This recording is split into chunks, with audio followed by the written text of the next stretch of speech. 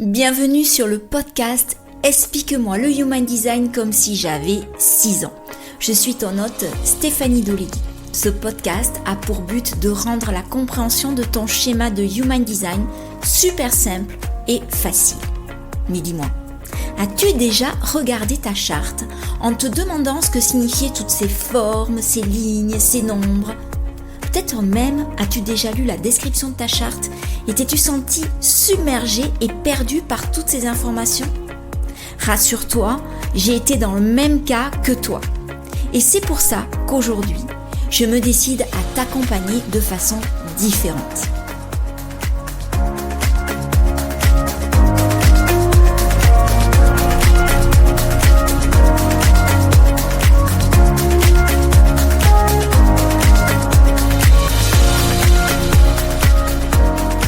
Bienvenue dans ce nouvel épisode où l'on va aborder le centre du plexus solaire. Ce centre est vraiment un centre très puissant puisqu'il s'agit du centre des émotions.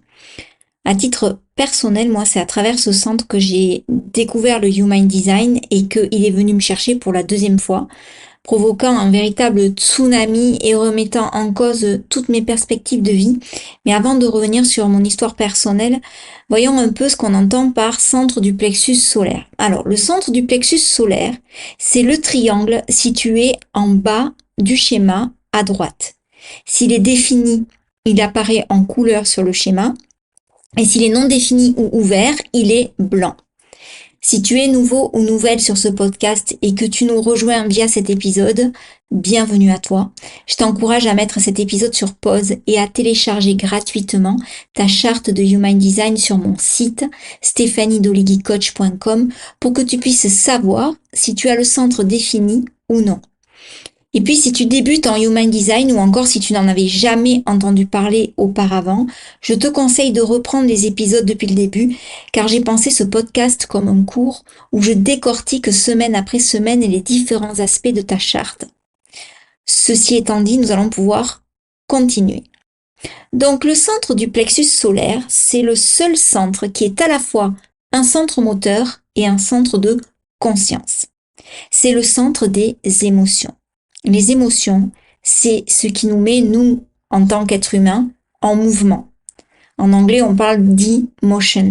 C'est ce qui nous anime en tant qu'humains et qui nous amène à prendre conscience des choses. Grâce à ce centre, j'ai pu prendre conscience de tellement de choses. J'ai fait l'expérience de mes passions, de mes désirs, de mes humeurs, de ma sensibilité et on est tous câblés pareil. C'est un centre, le centre des émotions, qui est un centre d'énergie extrêmement créatif. Et Karen Curry Parker, qui elle est spécialiste en Quantum Human Design, l'appelle le centre de la créativité. Et je trouve que c'est assez juste. Parce que quand on est animé par nos émotions dans leur expression la plus haute, on est hyper créatif. Mais on est souvent perturbé par nos émotions. On en subit les effets sans même réaliser, parce qu'on n'a pas appris à le faire, qu'on a le choix de ce que nous subissons. Et au même titre que l'on pense et que l'on croit que nos pensées sont les nôtres, on croit que nos émotions nous appartiennent. Et par conséquent, on a tendance à s'y attacher, à s'y identifier. La plupart du temps, quand on s'exprime sur nos émotions, on dit « je suis en colère, je suis triste, je suis heureux, je suis trop contente, je suis trop excitée ». On emploie vraiment le verbe être. Or, le verbe être, le « je suis », marque l'identité. Et c'est un domaine qui devrait appartenir au centre de l'identité, justement, pas au centre des émotions. Quand on dit « je suis en colère », on n'est pas véritablement en colère. On n'est pas véritablement la colère. On a le sentiment que la colère monte, que le sentiment de colère nous envahit. Mais c'est de l'ordre du ressenti. Quand on souffre de quelque chose, quel que soit l'inconfort, c'est qu'il y a un décalage entre le moi que l'on désire être et le moi que l'on est actuellement. Et l'ego veut soit vivre une expérience particulière et y aller, la vivre, soit éviter de vivre cette expérience. Et on est soit attiré par quelque chose, soit on veut l'éviter. Et le centre des émotions est pris dans ce piège qui consiste à s'éloigner de la douleur pour se rapprocher du plaisir. Et il est évidemment essentiel de sortir de cette dualité. Il faut arrêter de bâtir nos désirs sur la peur et le manque et sortir de l'ego. On ne peut pas résoudre un problème en restant au niveau où a été bâti le problème. On est obligé de changer de point de vue, on est obligé de s'élever, de changer notre perspective. Mais ça, je vais y revenir. Donc, le centre du plexus solaire, il est relié aux 3 autres centres moteurs que sont le centre de la volonté. J'en ai parlé la semaine dernière, donc je t'invite, si tu ne l'as pas fait, à aller écouter l'épisode sur le centre de la volonté, qu'on appelle aussi le centre de l'ego ou le centre du cœur. Le centre sacral, qui est aussi un autre centre moteur, et le centre racine. Et le centre du plexus solaire est également relié, peut être également relié au centre de la gorge. 53% de la population ont le centre du plexus solaire défini. Alors, ce n'est pas mon cas. Et j'aurai l'occasion de t'expliquer mon expérience de centre du plexus solaire non défini dans l'épisode. Mais je vais t'en parler car je vais m'appuyer sur les autres membres de la famille. Car oui, tout le monde autour de moi, dans mon environnement très proche, voire proche, a un centre du plexus solaire défini. C'est dans ce centre que réside la volonté d'éviter la douleur et d'obtenir du plaisir. Et avec un centre défini, quand Christian, Alice ou Lucie obtiennent ce qu'ils veulent, ils se sentent bien. Mais si le sentiment évolue par la suite, ils peuvent être soit pleinement satisfaits parce qu'ils ont atteint ce qu'ils voulaient vraiment et c'est ok, soit ne plus être en adéquation avec ce qu'ils ont obtenu, vouloir plus et donc du coup se sentir frustrés. C'est en fait comme une espèce de piscine à débordement qui n'en finit jamais.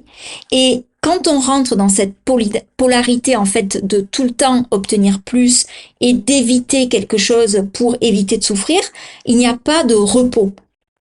Et cette pulsion émotionnelle, c'est également l'une des façons dont on navigue dans la vie quand on s'oriente soit vers ce que nous voulons ou en nous éloignant de ce que nous voulons pas.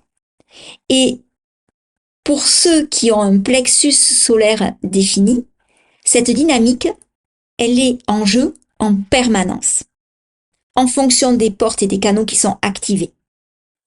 Il y a en Human Design ce qu'on appelle 3 types de vagues, qui correspondent à 3 types de circuits. Il y a la vague individuelle, la vague tribale, qui vraiment est rattachée à la notion de tribu, et la vague collective, qui est, elle, beaucoup plus générale. Si tu as le canal, alors je t'invite à avoir ton schéma de Human Design sous les yeux pour que tu sois plus à même de visualiser ce dont je vais parler là maintenant. Mais si tu as le canal 12-22 ou le canal 39-55 défini, ça veut dire que tu possèdes la vague émotionnelle dite individuelle. Ça veut dire concrètement que tu passes d'une extrémité à l'autre du spectre des sentiments. Lucie possède le canal 39-55 et j'ai pu observer sa façon de surfer sur cette vague individuelle. Cette onde, elle passe de la passion à quelque chose de plus natique, de plus vaporeux, de plus je ne sais pas, je me sens perdue, etc. Et la formation de cette vague, elle est fondamentalement régulière. Elle a de courts éclats d'émotions qui montent et qui descendent, mais elle est régulière. Et l'extrémité inférieure de la vague, c'est-à-dire là où la vague prend son élan, elle peut avoir une qualité plus ou moins mélancolique. Et il faut savoir qu'une grande sagesse est logée dans cette partie inférieure de la vague. Mais il faut pouvoir tolérer cet état mélancolique. Donc, je le répète, pour avoir observé Lucie, je sais même pas si elle en a conscience, hein, je ne pense pas, mais elle a tendance à s'isoler quand elle est au début de la vague, car je pense qu'elle la sent arriver. Et elle sait pas expliquer d'où provient cette mélancolie, mais elle la ressent. Et comme on a eu l'occasion d'en discuter maintenant, elle la reconnaît. Elle le lui donne, elle la nomme en fait. Et donc, le fait de la reconnaître, le fait de la nommer, le fait de lui donner de l'existence, c'est aussi lui permettre de nous traverser.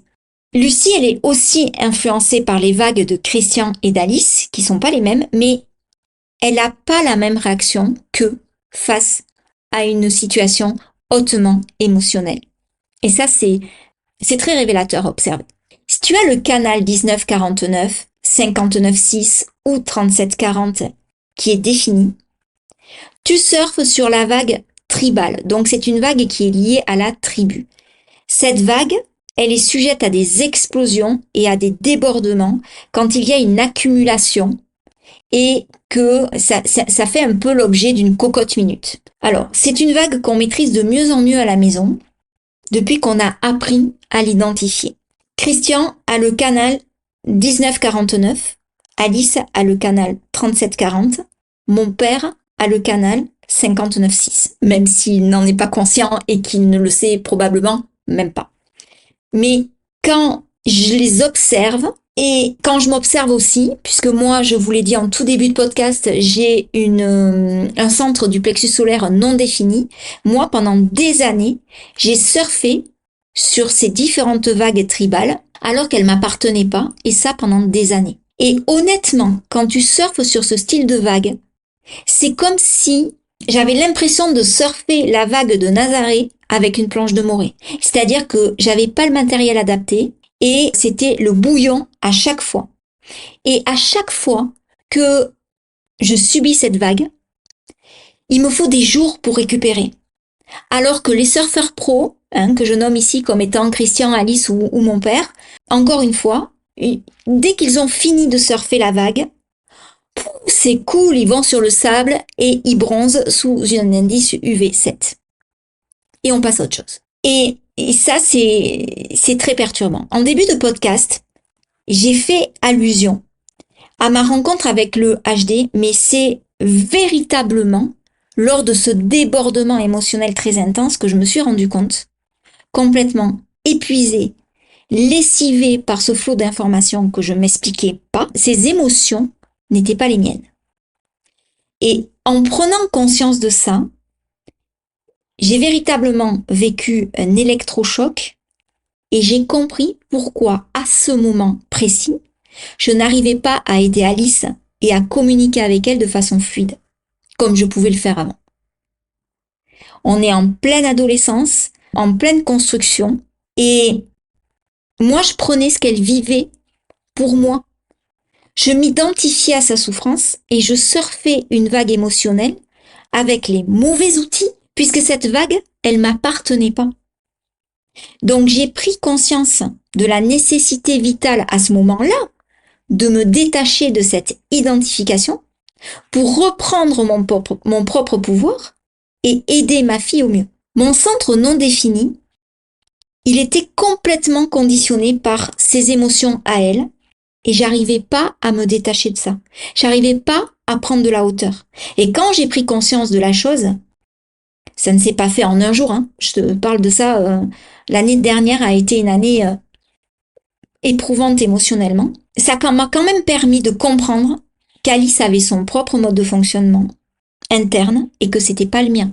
Ça a fait l'effet papillon aussi de comprendre que chaque membre autour de moi, qu'il soit de ma famille, de mon entourage proche, de mes amis ou juste de mes connaissances, avait chacun un fonctionnement qui lui était propre. Et ce n'était pas forcément le mien. Donc j'ai compris toute la puissance que pouvait m'apporter le Human Design et j'ai donc choisi à partir de ce moment-là d'aborder mon expérimentation du HD avec sagesse. C'est-à-dire que oui, j'expérimente le HD, mais quand je vis une situation, je reviens l'analyser en prenant de la hauteur et en l'analysant sous le prisme du HD. Et c'est là que vient la sagesse. Parce que je tiens à rappeler que quand les émotions sont hautes, la sagesse est souvent très basse. Donc aujourd'hui, on arrive à tous, pratiquement, à anticiper les vagues. Est-ce que ça nous permet de les éviter? Absolument pas. Et c'est pas le but. Et il y a encore des éclats de voix. Il y a encore des moments challengeants, des moments émotionnellement inconfortables.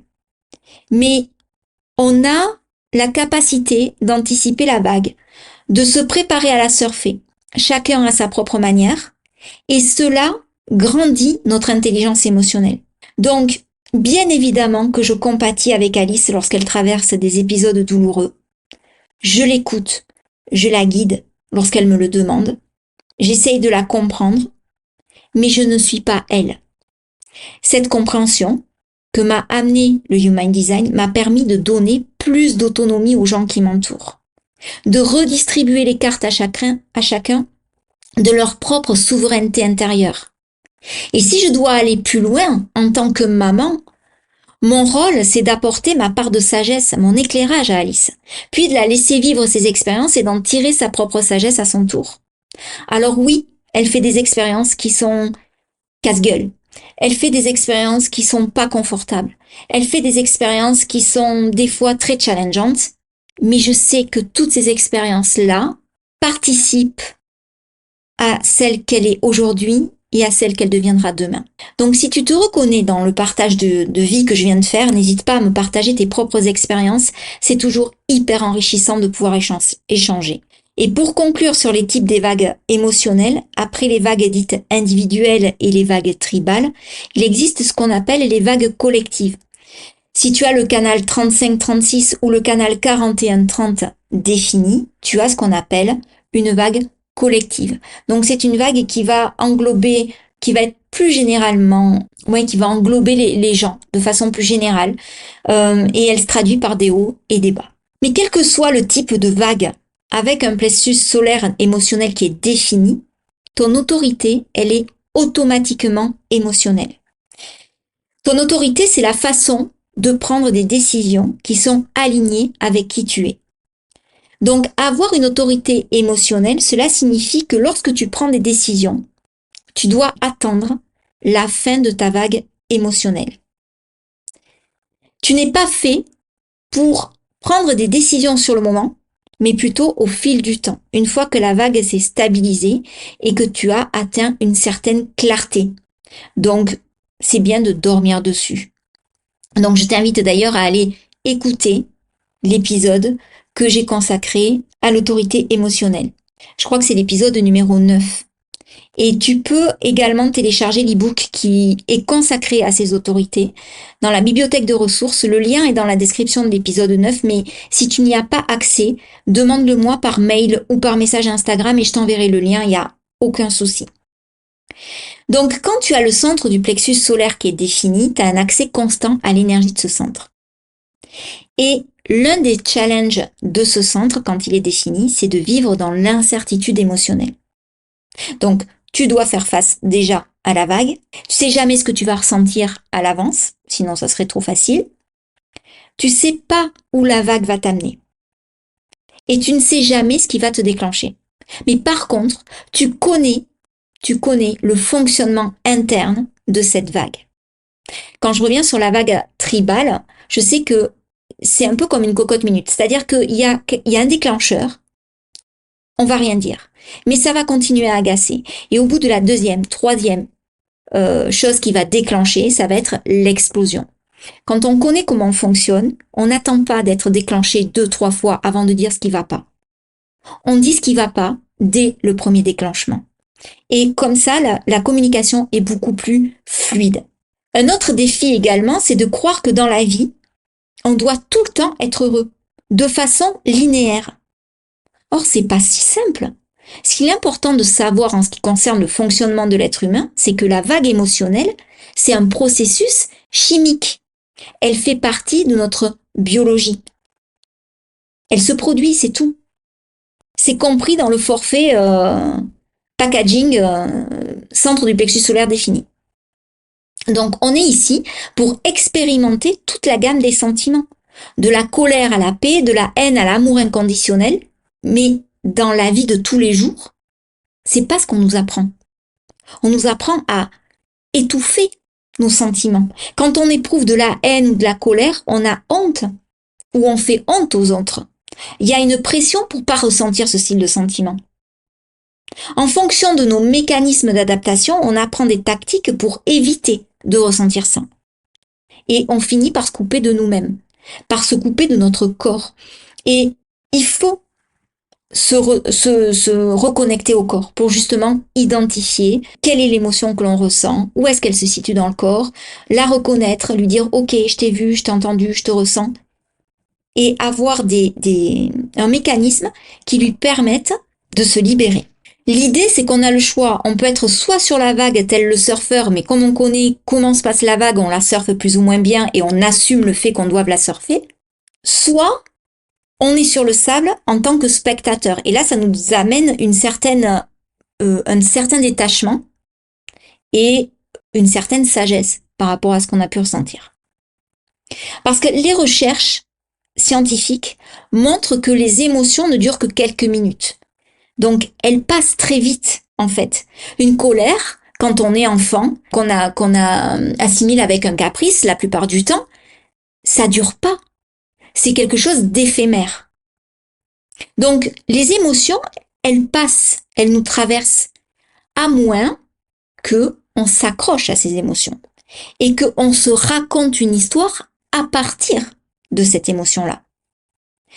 Ou alors que on la stocke dans notre corps. Mais si, comme je dis, on les accepte, on les laisse nous traverser, elles passent et elles finissent par disparaître. Pour ça, il faut assumer la responsabilité de ces émotions. Surtout quand on a le centre du plexus solaire défini, parce que on conditionne et on influence notre entourage. Et ça, il faut en avoir conscience. J'ai retrouvé un poème de Rumi qui décrit l'être humain comme une maison d'hôte. Et je trouve super sympa, donc je vais te le lire. Chaque matin, une nouvelle arrivée. Une joie, une dépression, une méchanceté, une prise de conscience momentanée arrive comme un visiteur inattendu. Accueille-les et divertis-les tous. Même si c'est une foule de chagrins qui balaie violemment ta maison vidée de ses meubles, traite toujours chaque invité honorablement. J'aime beaucoup ce poème, je trouve qu'il est très parlant, mais vraiment une des solutions qui réside dans le traitement et dans la libération émotionnelle, ça réside dans le fait d'être vraiment ancré dans le corps, de revenir au corps et de vivre l'instant présent. Avoir le centre du plexus solaire non défini ou ouvert, ce qui est mon cas, c'est avoir dans ses mains quelque chose de très puissant. Et honnêtement, je le dis aujourd'hui, mais j'en ai pas du tout eu l'impression auparavant. Mais j'en prends conscience jour après jour au travers de ma propre expérimentation. Avoir le centre du plexus solaire non défini ou ouvert, ça ne signifie pas qu'on n'éprouve pas d'émotion. D'ailleurs, l'appellation anglo-saxonne non-emotional, je trouve pas ça très représentatif et moi, ça m'a amené plus de confusion qu'autre chose. Cela signifie simplement que l'on n'a pas de vague émotionnelle. On n'a pas un accès constant à nos sentiments. Je vais essayer d'être claire en me prenant toujours comme exemple. Bon, voilà. J'ai la porte 37 active, ce qui signifie que j'ai un accès constant aux émotions que suscite cette porte. Je ressens ces émotions, même lorsque je n'ai pas de vague émotionnelle. De Christian, d'Alice, de Lucie, peu importe. Je suis toujours connectée aux sentiments liés à la porte 37, qui est d'ailleurs la porte de la famille. Quand on sait que la famille, pour moi, c'est la valeur la plus haute dans ma hiérarchie de valeurs, voilà. Mais souvent, j'amplifie les sentiments de mon entourage et je les absorbe puisque j'ai le centre non défini. Quand Alice est énervée, je suis souvent encore plus énervée qu'elle. Je sais pas l'expliquer, mais c'est plus fort que moi. C'est inconscient parce que je me laisse envahir par les sentiments. Mais ce n'est pas une vague. Parce que quand je m'isole, que je quitte le champ énergétique d'Alice, par exemple, si je reviens à moi, que je ne m'identifie pas à ses sentiments à elle, alors ces émotions, ces sentiments se dissipent comme par enchantement. Et je suis calme dès que je me retrouve toute seule. Donc, le défi quand on a le centre du plexus solaire non défini ou ouvert, c'est qu'on absorbe tout de tout le monde. C'est un peu comme un vortex magnétique qui attire à lui et absorbe tous les sentiments qui l'entourent. Donc, si les gens sont agacés ou en colère, alors tu es agacé ou en colère. Les filtres de ce centre peuvent s'obstruer de déchets émotionnels et c'est à nous à faire le tri de ce qui nous appartient et ce qui nous appartient pas. Et moi, j'ai dû faire le tri ces dernières années entre les émotions de tout le monde et ceux qui m'appartenaient réellement. Et ça a été hyper challengeant parce que ces dernières années, avec le Covid, avec des peurs assumées ou pas de certaines personnes de mon entourage, ça a été très compliqué. Donc, reconnaître le fait d'être conditionné, c'est déjà un grand pas. Parfois aussi, on se montre trop gentil par peur d'essuyer les foudres de guerre. Moi, pendant très longtemps, et encore des fois aujourd'hui, j'évite les conflits et les vagues émotionnelles en évitant de dire des choses qui fâchent, en évitant de poser des questions qui emmèneraient la tornade plus haut que la vague de Nazaré. Mais c'est pas toujours la solution la plus adaptée. Mais quoi qu'il en soit, il est essentiel de reconnaître nos super pouvoirs d'empathie. Moi, j'ai compris le rôle que je joue dans la famille en apportant cette ouverture et cette sagesse émotionnelle. Tout le monde a progressé dans son intelligence émotionnelle. Plein d'outils de développement personnel ont contribué à notre évolution, mais le Human Design a été capable d'amener l'éclairage nécessaire pour accéder à cette sagesse. Et ça part vraiment d'une autorisation à être, d'une acceptation d'être unique et d'une reconnaissance de cette unicité. J'espère que cet épisode t'a plu. N'hésite pas à le partager, à me taguer sur les réseaux sociaux, à m'écrire pour échanger sur ta propre expérimentation. Je serai ravie de te répondre et honnêtement, c'est avoir vos retours est une des plus grandes reconnaissances que l'on peut faire au projecteur que je suis. En attendant, si tu veux aller plus loin, je te propose d'investir dans mon manuel 100% personnalisé. C'est plus de 90 pages qui parlent de toi, de ta nature véritable. C'est en toute humilité le livre que j'aurais aimé avoir quand j'ai commencé. Il contient une valeur inestimable puisqu'il parle de toi. Je vous dis à la semaine prochaine où on va parler du centre du sacral qui est le centre de l'énergie vitale, qui est une énergie si chère à nos types énergétiques que sont les générateurs et les manifesting générateurs. En attendant, je te souhaite une excellente semaine.